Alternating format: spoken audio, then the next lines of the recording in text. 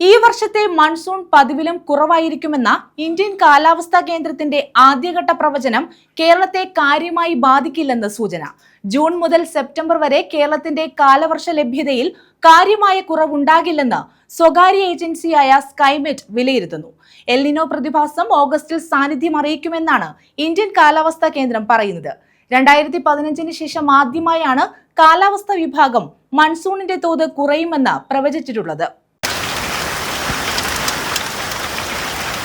ഈ വർഷത്തെ മൺസൂൺ പതിവിലും കുറവായിരിക്കുമെന്ന ഇന്ത്യൻ കാലാവസ്ഥാ കേന്ദ്രത്തിന്റെ ആദ്യഘട്ട പ്രവചനം കേരളത്തെ കാര്യമായി ബാധിക്കില്ലെന്ന സൂചനയാണ് വിവിധ കാലാവസ്ഥാ മാതൃകകൾ നൽകുന്നത്. ജൂൺ മുതൽ സെപ്റ്റംബർ വരെ കേരളത്തിൽ കാലവർഷ ലഭ്യതയിൽ കാര്യമായ കുറവുണ്ടാകില്ലെന്നാണ് രാജ്യത്തെ പ്രമുഖ സ്വകാര്യ കാലാവസ്ഥാ ഏജൻസിയായ സ്കൈമെറ്റിന്റെ വിലയിരുത്തൽ. പശ്ചിമഘട്ടത്തോട് ചേർന്ന് കിടക്കുന്ന കേരളത്തിലും കർണാടകത്തിലും കാലവർഷത്തിന്റെ ആദ്യഘട്ടം മോശമാകില്ല. കേരളത്തിലെ തീരദേശ ജില്ലകളിലും മഴയുടെ അളവ് കുറയില്ലെന്നാണ് സ്കൈമെറ്റിന്റെ വിലയിരുത്തൽ. European centre for medium weather ഫോർകാസ്റ്റിന്റെ നിലവിൽ ലഭ്യമായ പ്രവചന മാതൃക പ്രകാരവും സംസ്ഥാനത്തെ പല തീരദേശ ജില്ലകളിലും പതിവ് പോലെ ശക്തമായ കാലവർഷം പെയ്തിറങ്ങാനാണ് സാധ്യത. എന്നാൽ മുംബൈയിൽ ഉൾപ്പെടെ മറ്റ് സംസ്ഥാനങ്ങളിൽ മഴയുടെ അളവ് കുറയാനും വിതരണക്രമം താളം തെറ്റാനും സാധ്യതയുണ്ട്. പസഫിക് സമുദ്ര താപനിലയുമായി ബന്ധപ്പെട്ട എൽ നിനോ പ്രതിഭാസം ഓഗസ്റ്റ് മാസത്തോടെ സാന്നിധ്യം അറിയിച്ചേക്കാമെന്ന് IMD മേധാവി ഡോക്ടർ M മഹാപത്ര പറഞ്ഞു. ഇത് മഴയുടെ ശക്തിയും തോതും കുറയ്ക്കും.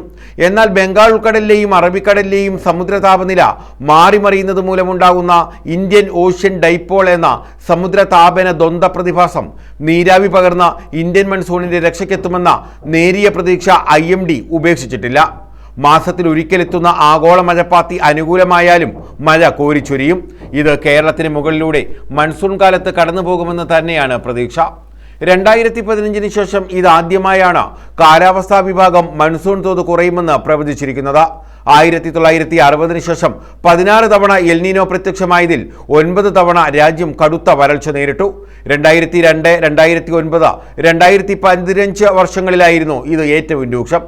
യുദ്ധ സാഹചര്യം മൂലം രാസവളങ്ങളുടെ വരവ് കുറഞ്ഞതിനൊപ്പം മഴ കുറഞ്ഞ് വരൾച്ചാ സാഹചര്യം സംജാതമാവുകയും ചെയ്യുന്നത് രാജ്യത്തിന്റെ കാർഷിക സമ്പദ്ഘടനയ്ക്ക് തിരിച്ചടിയാകുമെന്നാണ് വിദഗ്ധർ ചൂണ്ടിക്കാട്ടുന്നത്. News desk.